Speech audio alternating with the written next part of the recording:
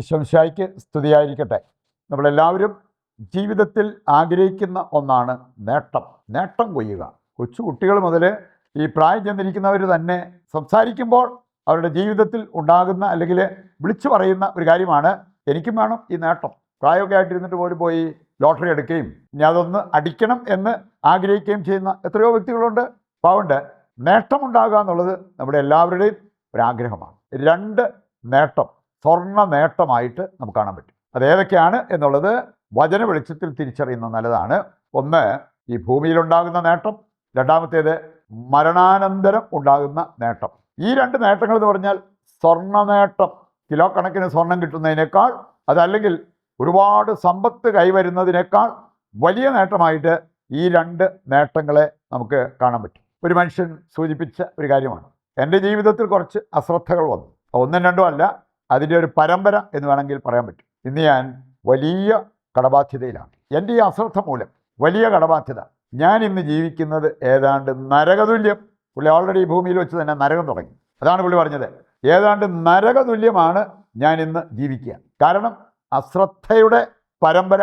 നമ്മൾ വളരെ ശ്രദ്ധാപൂർവം ജീവിക്കുന്നില്ലെങ്കിൽ നേട്ടമുണ്ടാകില്ല എന്ന് മാത്രമല്ല, വൻ നഷ്ടം നമ്മൾ ഏറ്റെടുക്കേണ്ടതായിട്ട് വന്നേക്കാം. ഇത് മനസ്സിൽ വെച്ചുകൊണ്ട് നമുക്കൊരു 2-3 കാര്യങ്ങൾ വിചിന്തനം ചെയ്യാം. ഒന്നാമത്തെ കാര്യം, സ്വർഗം മറന്നാൽ നമുക്ക് നരകം ഇപ്പം തന്നെ തുടങ്ങാൻ പറ്റും. സ്വർഗം മറന്ന് ജീവിക്കുന്നവർ നരകം ആരംഭിച്ചു കഴിഞ്ഞിരിക്കുന്നു. അത് ദൈവവചനത്തിലൂടെ പോകുമ്പോൾ നമുക്ക് കാണാൻ പറ്റും. സങ്കീർത്തനം 32:1 മുതൽ വായിക്കുമ്പോൾ അവിടെ പറഞ്ഞിരിക്കുന്ന ഒരു കാര്യം, ഈ സ്വർഗം മറന്ന് പാപജീവിതം നയിച്ച ഒരു അവസ്ഥ. അതുമൂലം എന്താണ് സംഭവിച്ചത്?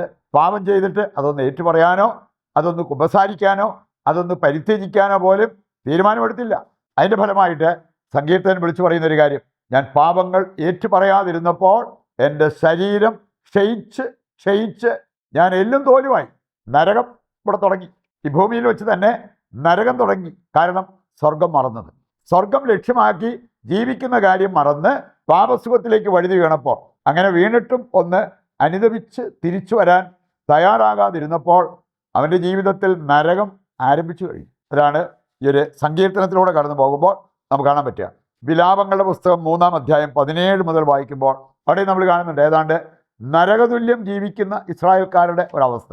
അവിടെ പറഞ്ഞിരിക്കുന്നത്, എൻ്റെ ആത്മാവിന് സ്വസ്ഥതയില്ല, സന്തോഷം എന്തെന്ന് ഞാൻ മറന്നു, എൻ്റെ മനം തകരുന്നു. ഇതൊക്കെയല്ലേ നരകതുല്യമായ അനുഭവം എന്ന് പറഞ്ഞേ. സന്തോഷം എന്താണെന്ന് എനിക്ക് അറിയത്തേയില്ല, എൻ്റെ സ്വസ്ഥതയെല്ലാം കൈവിട്ടുപോയി, ഇപ്പോൾ എൻ്റെ മനം തകർന്ന് ഞാൻ തരിപ്പണമായിട്ടിരിക്കുന്നു. ഇതിൻ്റെ പിന്നിൽ എന്താണ് കാരണം?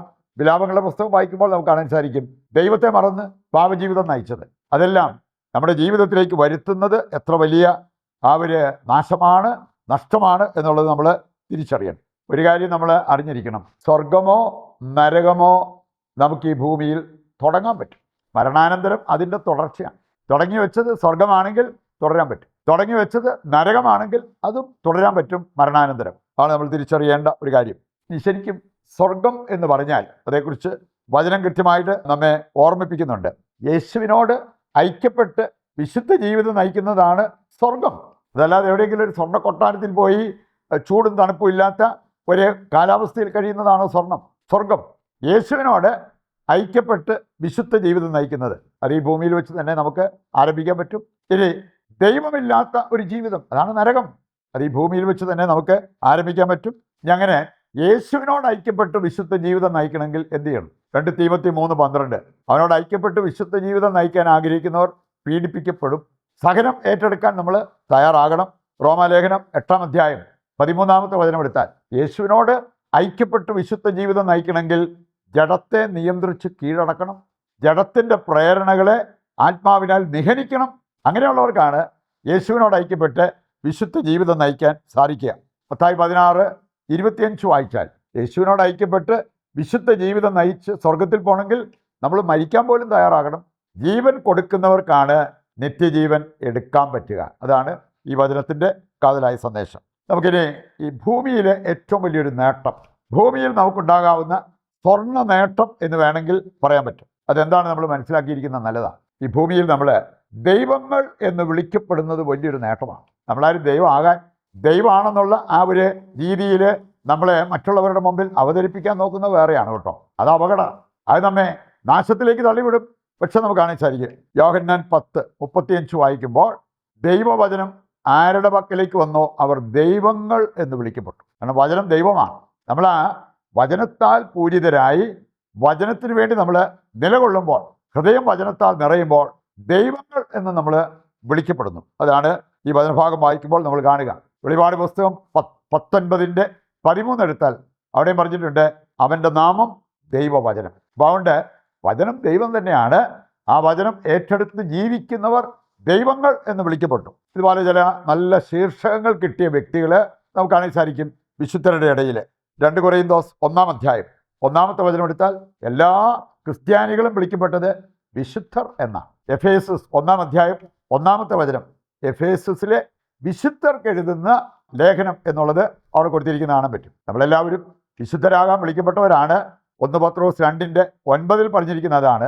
രാജകീയ പുരോഹിത വംശം, വിശുദ്ധ ജനം, ദൈവത്തിൻ്റെ സ്വന്തം. അതാണ് ദൈവമക്കളുടെ പദവി എന്നുള്ളത് വിസ്മരിക്കാതിരിക്കുക. വിശുദ്ധ ഫിലിപ്പ് നേരി, വിശുദ്ധ ജോസഫ് കഫാസോ, ഇവരെയൊക്കെ വിളിച്ചിരുന്നത് കൊച്ചു വിശുദ്ധൻ എന്ന് പറഞ്ഞാൽ കുട്ടിക്കാലത്ത് തന്നെ അവരെ വിശുദ്ധൻ വിശുദ്ധൻ എന്ന് വിളിച്ചു. കാരണം അവരുടെ ജീവിതം അത്ര കറതീർന്ന വിശുദ്ധ ജീവിതമായിരുന്നു എന്നുള്ളത് നമുക്ക് മനസ്സിലാക്കാൻ പറ്റും. വിശുദ്ധ ആൻ്റണി മേരി ക്ലാരറ്റ്, വിശുദ്ധ യൗപ്രേസ്യാമ, ഇവരെക്കുറിച്ചൊക്കെ പറഞ്ഞിരിക്കുന്നത് എന്താണെന്നറിയോ? സഞ്ചരിക്കുന്ന സക്രാരി. വിശുദ്ധ ആൻ്റണി മേരി ക്ലാരറ്റ് അവരെ കുർബാന സ്വീകരിച്ചു കഴിഞ്ഞാൽ അടുത്ത കുർബാന സ്വീകരണം വരെ ആ സ്വീകരിച്ച ദിവ്യകാരുണ്യം അലിയാതെ ആ നാവിലുണ്ടാകുമായിരുന്നു. അതുകൊണ്ടാണ് സഞ്ചരിക്കുന്ന സക്രാരി എന്ന് വിളിക്കപ്പെട്ടത്. അവസാനമായിട്ട് നമ്മൾ ചിന്തിക്കുന്നത് സ്വർഗത്തിൽ നമുക്കുണ്ടാകാവുന്ന സ്വർണ്ണ നേട്ടം ഏതാണെന്ന് വചനം പഠിപ്പിക്കുന്നുണ്ട്. ഈ സ്വർഗത്തെക്കുറിച്ച് നമ്മൾ ചിന്തിക്കുമ്പോൾ ഈ ലോക ജീവിതം വെറും നിസ്സാരം. പ്രഭാഷകൻ 18:10 നിത്യതയോട് തുലനം ചെയ്യുമ്പോൾ ഈ ലോക ജീവിതം കടലിൽ കിടക്കുന്ന വെള്ളത്തിൻ്റെ ഒരു തുള്ളി പോലെയാണ് ഈ ലോക ജീവിതം. വെളിപാട് 19:6 വചനം എടുത്താൽ അവിടെ നമ്മൾ കാണുന്നുണ്ട് ഇടിമുഴക്കത്തിൻ്റെ സ്വരം പോലെ ദൈവത്തെ സ്തുതിക്കുന്ന ഒരു ഗണം ആൾക്കാർ. 19:8 വരുമ്പോൾ അവർ ധരിച്ചിരുന്നത് ശോഭയേറിയ ഒരു വസ്ത്രം. ഏതായിരുന്നു ആ വസ്ത്രം? വിശുദ്ധരുടെ സൽപ്രവൃത്തി. ഈ ഭൂമിയിൽ സൽപ്രവർത്തികൾ ചെയ്ത് സ്വർഗത്തിലെത്തി നിത്യമായിട്ട് ദൈവത്തെ സ്തുതിക്കാൻ നമുക്ക് ഭാഗ്യം ലഭിച്ചാൽ അതാണ് ഒരു സ്വർണ്ണ നേട്ടമായിട്ട് നമുക്ക് കാണാൻ പറ്റുക. 2 തീമോത്തി 2-ാം അധ്യായം 11-12 വചനങ്ങൾ നമ്മളെ ഓർമ്മിപ്പിക്കുന്നുണ്ട്. അവനോടൊപ്പം സഹിച്ചാൽ, അവനോടൊപ്പം സഹിച്ച് മരിച്ചാൽ അവനോടൊപ്പം ജീവിക്കാൻ പറ്റും. അവനോടൊപ്പം ജീവിക്കുക മാത്രമല്ല നിത്യമായിട്ട് വാഴാൻ പറ്റും. ഈ ഒരു ഭാഗ്യം ഈ ഭൂമിയിലും മരണാനന്തരം നമുക്ക് കിട്ടാവുന്ന ആ ഒരു ഭാഗ്യം ലക്ഷ്യം വെച്ചുകൊണ്ട് ജീവിക്കുവാൻ നമുക്ക് തീരുമാനമെടുക്കാം. ഇതിൻ്റെ എല്ലാ പ്രാർത്ഥനാ നിയോഗങ്ങളും ദൈവകരങ്ങളിൽ ഏൽപ്പിച്ചുകൊണ്ട് ശിരസ് നമിച്ച് ദിവ്യകാരുണ്യത്തിൻ്റെ ആശീർവാദവും സ്വീകരിക്കാം.